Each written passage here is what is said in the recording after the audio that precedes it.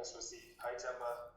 No, We've heard you and Coach speak about the fact that the team is at a point whereby giving a lot of guys opportunities. It's not necessarily about series wins as much as they are important, but there's a bigger picture here involved. I just want to get some insights from you in terms of what have you made of the guys that have come into the side, and what have you made about their performances and progress so far, and maybe who has impressed you guys as the leadership of the side?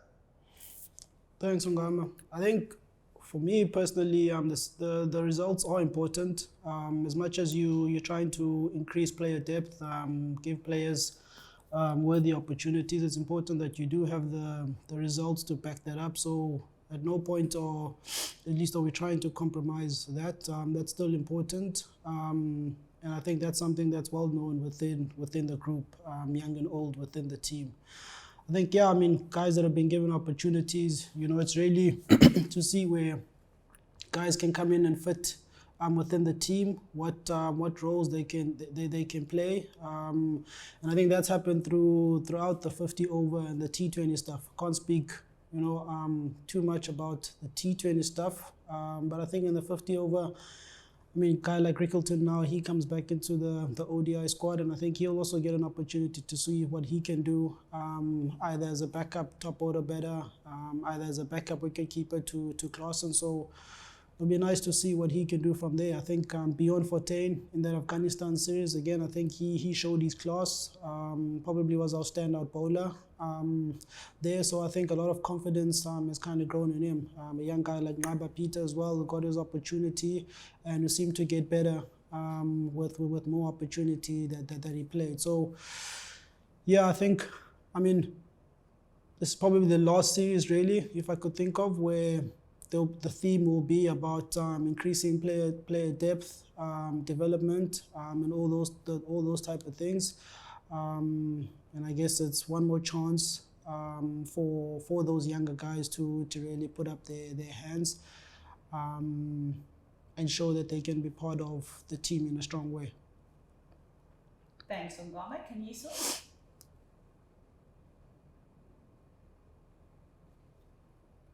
Thank you very much, Lucy. Good morning, good afternoon, Temba from that side, good morning from this side.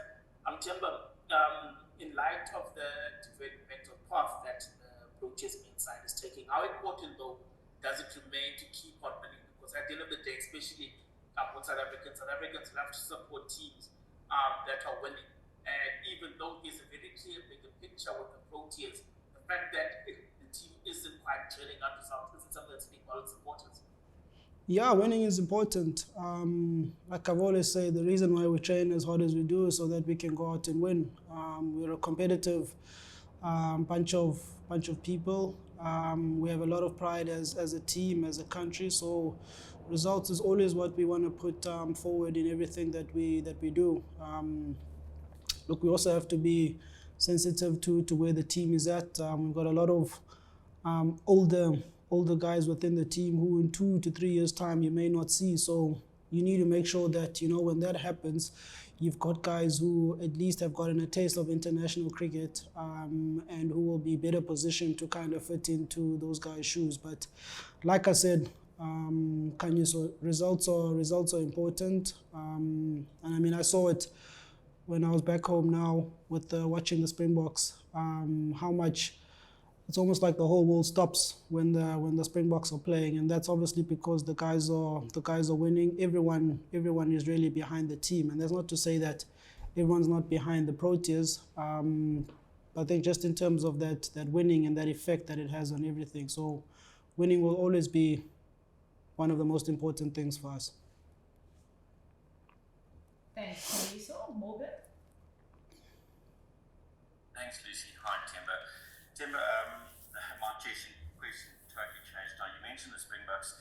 Do you guys take lessons out of that defeat they recently had against Argentina and the way they were managed to bounce back on Saturday to win the Rugby Championship as you guys look to move on from that defeat on Sunday night? Yeah, look, I mean, the Springboks are I guess, the epitome of success at the moment, not just in South Africa really, across the world from a sporting point of view. So I think us, like many other sporting teams, will take a lot of lessons for them, whether from a coaching front, from a player front. You know, there's a lot that you can learn from that team. I think the biggest thing with them is that they always seem to find a way when things when things are not going their way. And there's that belief that they will always win, irrespective of what situation they find themselves in. And I think if that's anything that we could take as a Proteas team, it would be that. But yeah, there's a lot of learnings that you can take from that team. Thanks, Morgan. I just want to see who else would like to ask a question. Stu, go ahead. Just 1 second, I just have to enable it on this device. Here we go.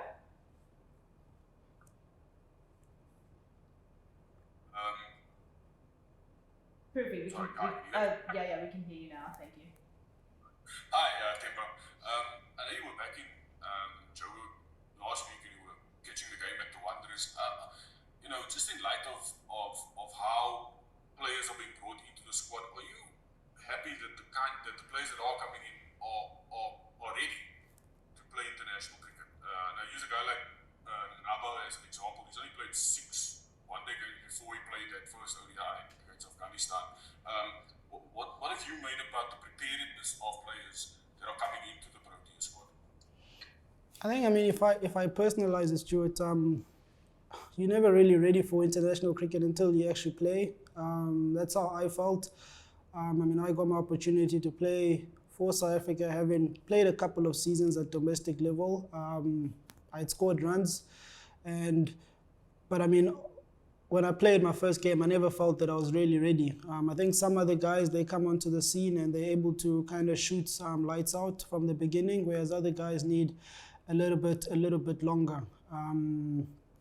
I think, I mean, people have spoken in depth about our domestic system, where it's at. I think the unfortunate bit is that the guys are just not playing enough cricket for whatever reasons, and that obviously doesn't really help the guys when they come into this level. At the end of the day, that's where you're selecting your players from that domestic system, and I think that, in my opinion, can't really be put on the guys who have that responsibility of selecting youngsters for the Proteas. And I think, yes, it's probably not ideal for the youngsters, where you want guys to be coming in with a bit of experience at this level and not really coming in and trying to find their feet. But I mean, those are the cards at hand at the moment. I do think some of the youngsters who have come in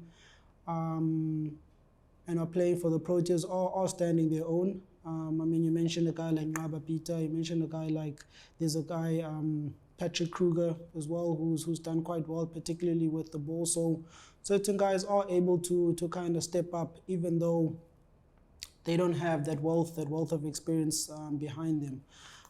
So yeah, I mean, it could be a lot more ideal. I can agree to that, but I think it is what it is. This is what we're dealing with as a country. But I think with us, we'll always try find a way to make it work. I don't think the results that you see is a true reflection of at least the team, but also the talent that is in display back home. I think ideally, if you wanna be blooding in youngsters, you wanna blood them in with a couple of the experienced faces within the team, and unfortunately, we haven't been able to do that for other reasons. But I don't think it's an indictment on the talent that is at display back home. Thanks, Stu. We're going to take the last couple of questions. We're going to go, I think, on Gama, if I'm not mistaken, I think your hand might have been up before Kanyisos. So we'll go on Gama, then Kanyiso. Thanks, Lucy. Temba, we're speaking about these guys who are coming into the team, and looking at the results and just like the nature of the losses, especially in the West Indies. You know, how do you see it impact their careers going forward? The fact that they've come into the team and they've experienced losses. How does that impact a player in their careers going forward? Does it make them stronger? How do you see it affecting these guys going forward? Yeah, I think, you can go both ways, right? You can have a positive or a negative impact on their careers. I think the ones who it has a positive effect are the ones that you'll probably see play a lot more for the national team. Guys will use that experience, those learnings to get better as players, and that's exactly what you want, right? By kind of throwing guys in the deep end to see how they react to challenges, new challenges that come about.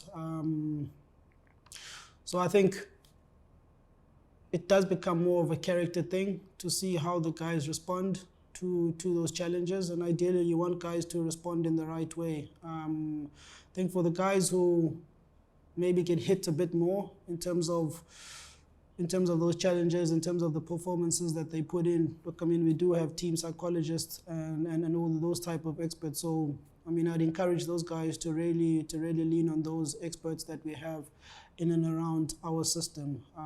But look, international cricket is tough, man. You're not going to get things dealt the way that you would like them. They're not going to happen the way you would like them to happen. But what's important, I feel, is you being able to react accordingly to whatever is in front of you. That's the biggest thing that I felt with international cricket, and it is not unique to anyone. We all have to deal with unfortunate events in some form or manner. Thanks, Ongama, and then we'll look to wrap with one last one from Kaniso. Thank you very much, Mr. Temba. This series is probably the last one for the year before you've got another preparatory series ahead of the Champions Trophy next year. What lessons have you taken from the Afghanistan series that will be applicable in the Ireland series, in that you guys get better going forward ahead of the Champions Trophy next year?